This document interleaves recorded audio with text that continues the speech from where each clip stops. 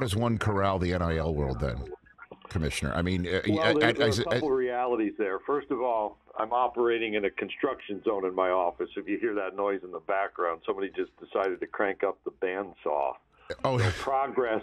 No problem. Progress manifests itself in many different ways. You know, are you expanding? Are you expanding the SEC offices too? Is there expansion going on there too? We're certainly reshaping live via radio. Very good. Happens in the SEC offices. So just a beautiful moment, right, for you and me. No problem.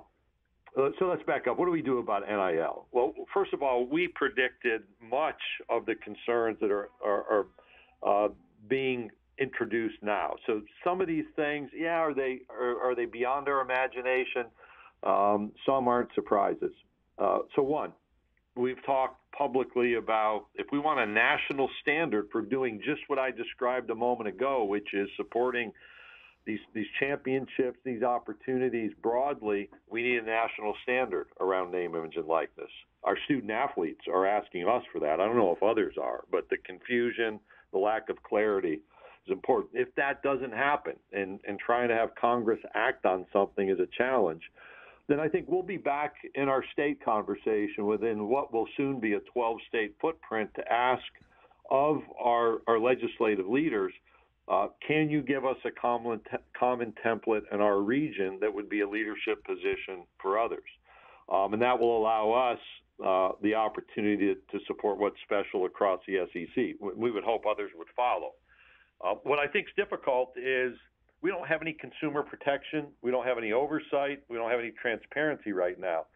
And if we dig into what's happening, people really have no idea beyond media reports and anonymous sources about what's happening in these agreements. And I'm concerned for our young people that many of them, in exchange for $50,000 or $100,000, are signing something they don't understand that has much longer implications than just their collegiate career. And then I guess at the granular level, you got two of your more high-profile coaches saying things about one another a few weeks ago. Did you call Jimbo Fisher and Nick Saban after that happened and have a commissioner to coach chat in any way, shape, or form? Greg Sankey?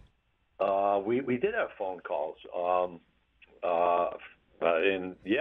We had a chat. I did a lot of listening on one of those calls. One, I did a lot of stating that we're not going to do that. And then we're not going to do things that way. And what I said to our coaches when we were together, which was really an incredibly valuable meeting, I said, look, here's the deal. This is never going to be the way that it was. This college football, college athletics is changing. I mean, you can make a list of things. In fact, you just did. But it doesn't have to be the way that it is. And what's not going to solve the problem is accusations, finger-pointing, and complaining. What will help contribute to a solution is the people on the front lines, our head coaches in football, basketball, whatever sport, our athletics directors, our presidents and chancellors, thinking deeply about meaningful solutions, not simple solutions, meaningful solutions.